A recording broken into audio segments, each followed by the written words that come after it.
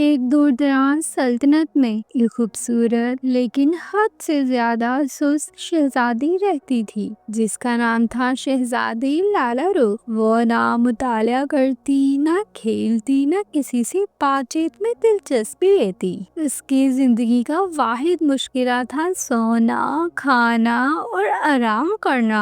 سلطنت کے تمام لوگ اس کی عادتوں سے پریشان تھے، خاص طور پر اس کے والد۔ بادشاہ نے کئی بار اسے سمجھانے کی کوشش کی، لیکن شہزادی ہر بار یہی جواب دیتی: ابو جان، زندگی کا مقصد خوشی ہے اور میرے لیے خوشی ہے آرام۔ محل کے استاذہ، مشیر اور خادم سب تھک چکے تھے۔ ایک دن وزیر خاص نے مشورہ دیا: عالی جاں، اگر شہزادی کو ذمہ داری دی جائے تو شاید وہ خود بدل جائے۔ بادشاہ نے فیصلہ کیا کہ لالا رخ کو ایک دن کے لیے سلطنت کا نگران بنایا جائے گا۔ شہزادی نے مزے سے کہا: ٹھیک ہے، اگر مجھے سونے سے نہ روکا جائے تو میں حکومت کر لوں گی۔ حکومت کا پہلا دن آیا۔ اگلی صبح شہزادی کے پاس لوگ آنا شروع ہوئے۔ ایک کسان آیا اور بولا: شہزادی صاحبہ، ہمارے کھیتوں کو پانی نہیں مل رہا۔ شہزادی نے جمائی لی اور کہا: کیا بارش کا کوئی بٹن ہوتا ہے میرے پاس؟ جاؤ آرام کرو۔ پھر ایک استاد آیا اور بولا: بچوں کے اسکول کی چھت ٹپک رہی ہے۔ شہزادی نے آنکھیں بند کرتے ہوئے کہا: انہیں کچھ دن کی چھٹی دے دو، سب خوش ہو جائیں گے۔ اس طرح ایک کے بعد ایک مسئلہ آتا گیا اور شہزادی انہیں سست حل دیتی رہی۔ دوسرے دن عوام غصے سے بھر گئی۔ محل کے باہر ہجوم جمع ہونے لگا۔ ہر کوئی شکایت کر رہا تھا: شہزادی صرف آرام کرتی ہے، ہمیں انصاف چاہیے۔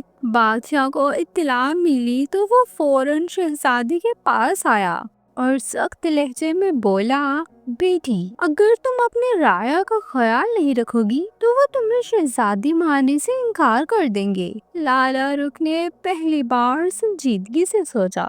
وہ محل کی کھڑکی سے باہر ہجوم کو دیکھ رہی تھی اور پہلی بار اس کے دل میں ایک عجیب سی چبھن ہوئی۔ تیسرے دن لالا رخ خود صبح جلدی اٹھی۔ خادم حیران ہو گئے۔ اس نے اپنا سادہ سا لباس پہنا اور عوام کے پاس جانے کا فیصلہ کیا۔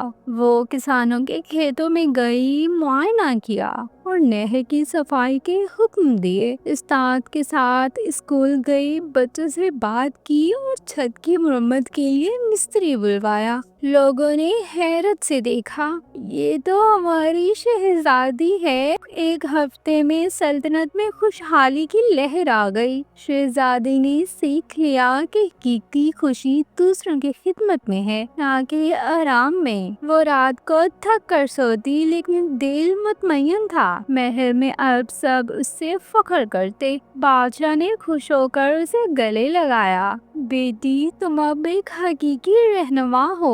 شہزادی مسکرائی اور بولی: ابو جان، محنت کا جادو میں نے خود محسوس کر لیا ہے۔ یوں ایک سست شہزادی ایک محنتی اور سمجھدار حکمران بن گئی۔ اس کی کہانی نسلوں تک سنائی گئی اور یہ سبق دیا کہ آرام وقتی سکون دے سکتا ہے، لیکن دوسروں کے لیے کچھ کرنا دل کو سکون دیتا ہے۔